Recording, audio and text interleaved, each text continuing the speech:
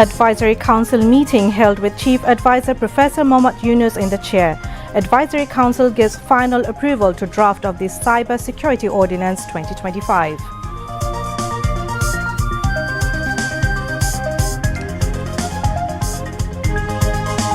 Ten-day government holiday for upcoming Holy Eid al-Azha. Government offices to remain open on 2 Saturdays on May 17 and May 24.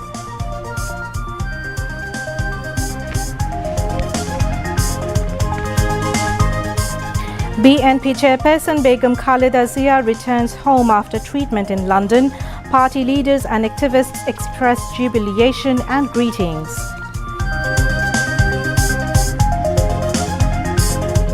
Khalida Zia's return will make the path of transition to democracy of country easier, opines BNP Secretary General.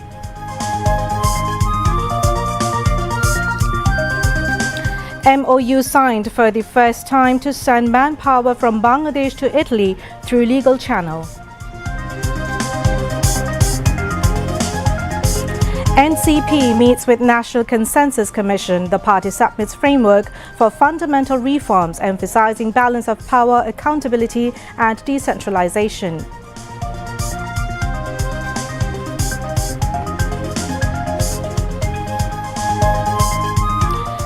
Israel carries out airstrikes in Yemen, Lebanon, Syria and Gaza on the same day. 54 killed in Gaza in Israeli attacks. And Barcelona face Inter Milan in UEFA Champions League semi-final second leg tonight. Assalamu alaikum, welcome to News at 10 on BTV News. I'm Roya Zabin. You have just heard the headlines, now news in details. The Advisory Council has given final approval to the draft of the Cyber Security Ordinance 2025. This approval was given at a meeting of the Advisory Council held at the Chief Advisor's office today. Chief Advisor Professor Mohammad Yunus chaired the meeting. In the meeting, a total of 10 days of leave, including general leave for the Holy Eid al-Azha, was announced. However, all government, semi-government and autonomous offices will remain open on 2 Saturdays, May 17 and May 24, before the Eid holidays commence. The Advisory Council has approved the draft of the National Youth Entrepreneur Development Policy 2025. The meeting also gave both preliminary and final approval to the draft of the Antiquities Ordinance 2025 and the draft of the National Freedom Fighter Council Amendment Ordinance 2025. Besides, the Council has given final approval to the drafts of the Ordinance for determining the boundaries of electoral areas of the National Parliament Amendment 2025, the Renewable Energy Policy 2025, along with a proposal to declare locally produced jute as an agricultural product. After the meeting, a press conference was held at the Foreign Service Academy.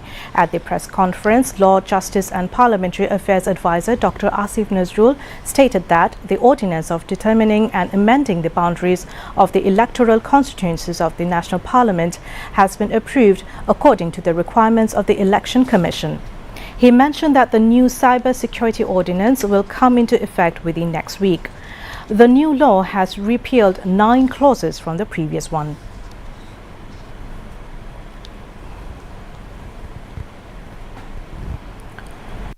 গত fascist সরকারের আমলে ইচ্ছামতো নির্বাচনী এলাকার সীমানা নির্ধারণ করা হয়েছে। এগুলি নিয়ে বিভিন্ন রাজনৈতিক দলের পক্ষ থেকে কমপ্লেইন আছে। এখন আমাদের সীমানা নির্ধারণ সংক্রান্ত যে আইন আছে সেখানে একটা ক্ল্যারিক্যাল মিস্টেকের কারণে এটা নিয়ে নির্বাচন কমিশন কাজ করতে পারছিল না। তো নির্বাচন কমিশন রিকোয়েস্ট করেছে, তারা এই আইনটা প্রপোজ করেছে। এখন আমরা ওই অ্যামেন্ডমেন্টটা করে দিয়েছি। এখন সীমানা পুনর্নির্ধারণ সংক্রান্ত নির্বাচন কমিশনের যে সাংবিধানিক দায়িত্ব আছে সেটা তারা ইচ্ছা করলে এই আইনটা আপনার গেজেট নোটিফিকেশন হওয়ার সাথে সাথে শুরু করে দিতে পারবে। আমরা দায়িত্ব গ্রহণ করি তখনই আমরা বলেছিলাম আমরা যে আগের যেটা আইন আছে সাইবার সিকিউরিটি অ্যাক্ট সেটা আমরা বাতিল করে আমরা একটা যুগোপযোগী আইন করব। তথ্য প্রযুক্তি মন্ত্রণালয়, আইন মন্ত্রণালয় আমরা সবাই মিলে অনেক কনসালটেশন করেছি। আমার জানা মতে বাংলাদেশে কোনো আইন নিয়ে এত কনসালটেশন হয়নি। আজকে এটা উপদেষ্টা পরিষদের মিটিংয়ে উঠেছিল, তারপর সেখানে একটা অ্যামেন্ডমেন্টের সাজেশন আসছে, সেটাও আমরা অ্যামেন্ড করবো বলে সিদ্ধান্ত নিয়েছি।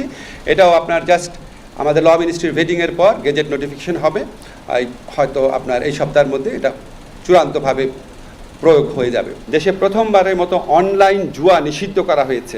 প্রথমবারের মতো সাইবার স্পেসে নারী শিশু নির্যাতন এবং যৌন হয়রানিকে শাস্তিযোগ্য অপরাধ হিসেবে স্বীকৃতি দেওয়া হয়েছে এবং এই আগের যে আইনটা ছিল ডিজিটাল সিকিউরিটি অ্যাক্ট, সেখানকার 9টা ধারা বাতিল করা হয়েছে এবং এই 9টা ধারাই ছিল কুখ্যাত ধারা। এই ধারাগুলোতে 95% মামলা দায়ের হয়েছিল। এই মামলাগুলো এখন স্বয়ংক্রিয়ভাবে বাতিল হয়ে যাবে। স্পিচ অফেন্স বা কথা বলে বা মতামত প্রকাশ করে যে অপরাধ, সেখানে মাত্র 2টা অপরাধ রাখা হয়েছে। একটা হচ্ছে নারী ও শিশুর প্রতি যৌন নির্যাতনমূলক কন্টেন্ট প্রকাশ, হুমকি দেওয়া, আর এটা হচ্ছে ধর্মীয় উস্কানিমূলক বক্তব্য বা যে কোনো কন্টেন্ট যেটার কারণে সহিংসতা উস্কে যেতে পারে, সেটাকে শাস্তিযোগ্য অপরাধ করা হয়েছে। At the press conference, Youth and Sports Advisor Asif Mahmood Shaji Punya has announced the formulation of a national youth entrepreneur development policy aimed at empowering the youth, creating employment opportunities and fostering entrepreneurship among young people. গুরুত্বপূর্ণ নীতিমালা নীতিগত চূড়ান্ত অনুমোদন পেয়েছে ক্যাবিনেটের, সেটা হচ্ছে জাতীয় যুব উদ্যোক্তা উন্নয়ন নীতিমালা 2025। এই উদ্যোক্তা নীতিমালা 2025 করা হয়েছে যাতে করে এন্টারপ্রেনারদেরকে আমরা সহযোগিতা করতে পারি, সেরকম একটা কাঠামো প্রস্তুত করার জন্য এই উদ্যোক্তা নীতিমালা করা হয়েছে। যুব সমাজের ক্ষমতায়ন, তরুণদের মধ্যে দক্ষতা ও সৃজনশীলতা বৃদ্ধি করে তাদের সফল উদ্যোক্তা হিসেবে তৈরি করা প্রয়োজন, আর সেজন্য তরুণদের উৎসাহিত এবং সহায়তা করার জন্য সরকার এই সংক্রান্ত নীতিতে গুরুত্ব দিয়েছে। আশা করছি এই নীতিমালা এবং এর যে প্রস্তাবনাগুলো এখানে এসেছে সেগুলো বাস্তবায়নের মাধ্যমে আমাদের এখানে একটা স্টার্ট আপ বুম হবে। পুরো পৃথিবীতে যেটা এখন চলছে, আমাদের এখানকার তরুণরাও সেখানে অংশগ্রহণ করতে পারবে। At the press conference, Chief Advisor's Press Secretary Shafiqul Alim stated that this year a 10-day holiday has been announced for Eid al-Azha, including regular leave. June থেকে 10 জুন পর্যন্ত ছিল হচ্ছে ঈদ উল আজহার ছুটি, কিন্তু দেখা যাচ্ছে যে ওয়েডনেসডে অ্যান্ড থার্সডে, যেটা জুন 11 এবং 12, অনেক ক্ষেত্রেই সেইটাকে ছুটি ঘোষণা করে 17 মে এবং 24 মে এই দুইটা স্যাটারডে সরকারি কর্মচারীরা বা যেগুলো আধা সরকারি বা অটোনোমাস এখানে যারা কর্মচারী আছেন তারা এই 2 দিন কাজ করবেন, বিনিময়ে এই 11 এবং 12 তারিখে এই ছুটিটা ঘোষণা হবে। মোট 10 দিন ছুটি। আর এই ক্ষেত্রে ব্যাংক কোম্পানিগুলো যেহেতু তাদের ব্যাংক কোম্পানি অ্যাক্ট দিয়ে চলেন, ব্যাংক কোম্পানি তাদের মতো করে ডিক্লেয়ার করবেন, প্রাইভেট কোম্পানিগুলো তাদের মতো করে ছুটি ঘোষণা করবেন।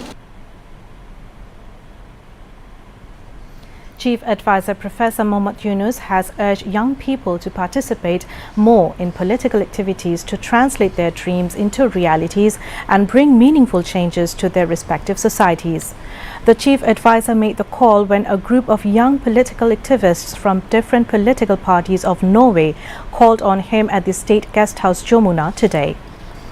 Visiting Norwegian delegates include Najma Ahmed, Deputy Leader of the Socialist Youth League, Fauzi Warsame, International Leader of AUF and Member of the Central Board, Dane Skofterud, Member of the Centre Party, Ola Sveneby, Member of the Conservative Party, Hedel Rasmus Julen, Member of the Christian Democrats, Tobias Stokeland, Green Party affiliated group Green Youth's member, and Thyra Hackon-Sloken, former leader of Young Liberals of Inladet.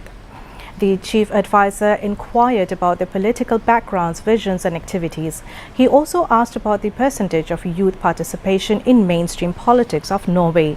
The visiting political activists shared their experiences about meeting young people in Bangladesh, saying that many of these young Bangladeshis couldn't even vote in their lifetime. They asked what the interim government of Bangladesh was doing to ensure their voting rights. Chief Advisor said the main commitment of the new government is systematic reforms. He said for the last 15 years, people could not vote. Across the 3 terms, a fake voting system was in place. While authorities claimed it was a huge success, in reality, no one could vote. So the reform of the institutions is necessary to ensure young people can exercise their voting rights, the Chief Advisor said. Chief Advisor Professor Mohammad Yunus has welcomed Canada's Indo-Pacific Trade Representative Paul Thorpil at the State Guest House Jomuna today, where the two sides discussed ways to deepen bilateral economic cooperation and expand investment opportunities. Mr. Thopal, on his second official visit to Bangladesh, is leading a high-level business delegation comprising senior executives of some of Canada's most recognizable companies, including Bell Helicopter, BlackBerry, Gildan Activewear, JCM Power and Avantech Wireless Communications. The chief advisor extended a warm invitation to Canadian investors, stressing Bangladesh's readiness for industrial expansion and its potential as a regional export hub. SDG Affairs Coordinator, Senior Secretary Lamia Murshid was also present at the meeting. The Canadian delegation included Ajit Singh, High Commissioner of Canada to Bangladesh, Deborah Boyce, Senior Trade Commissioner at the High Commission of Canada, William Dickey, Commercial Sales Manager at Bell Helicopter, Brad Caldwell, Head of Government Solutions at BlackBerry, Ladislao Papara, South Asia Chief Representative for Export Development Canada, Juan Contreras, Vice President of Gildan Activewear, Mohammad Ali, Regional Director Asia at JCM Power, and Tony Radford, Vice President of Global Sales at Avantech Wireless Communications. For the first time, a memorandum of understanding has been signed between Bangladesh and Italy to facilitate the legal migration of manpower. This was announced by Dr. Asif Nazrul, advisor to the Ministry of Expatriates Welfare and Overseas Employment, following a bilateral meeting with visiting Italian Interior Minister Matteo Piantedosi at the ministry in Dhaka today. After the MOU signing, Dr. Nazrul noted that a total of 6 such agreements have been signed during the tenure of the interim government. Italian Interior Minister Matteo Piantedosi remarked that Bangladesh and Italy share a long-standing relationship and that Italy always encourages legal migration of workers. During the meeting, the Bangladeshi advisor also urged the Italian minister to simplify the visa process for Bangladeshi students currently residing in Italy. BNP chairperson Begum Khaleda Zia has returned to the country after receiving medical treatment in London. Wife of Tariq Rahman, Dr. Zubaydah Rahman, and wife of the late Arafat Rahman Koko, Sharmila Rahman, also returned with Begum Zia. At around 11 a.m., Begum Zia exited the airport for her Gulshan residence Firoza with her motorcade surrounded by a huge crowd.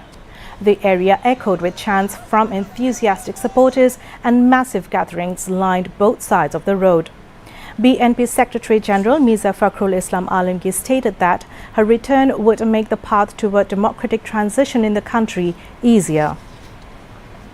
In the evening at Gulshan, BNP Standing Committee member Dr. A.Z.M. Zahid Hussain informed the journalists that Begum Khaleda Zia is quite well physically and mentally.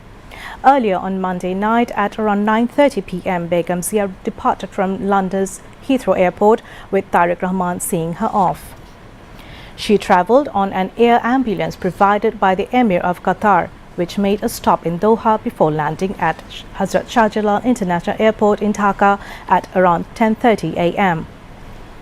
BNP leaders stated that Khaleda Zia's return signifies the defeat of the long-standing conspiracies against the Zia family. Begum Zia had travelled to London on January 8 for advanced medical treatment and had been staying at her son Tariq Rahman's residence. Although many supporters hoped she would return with Tariq Rahman, he did not accompany her. BNP leaders and activists alleged that the former fascist government imprisoned her with false accusations and deprived her of treatment.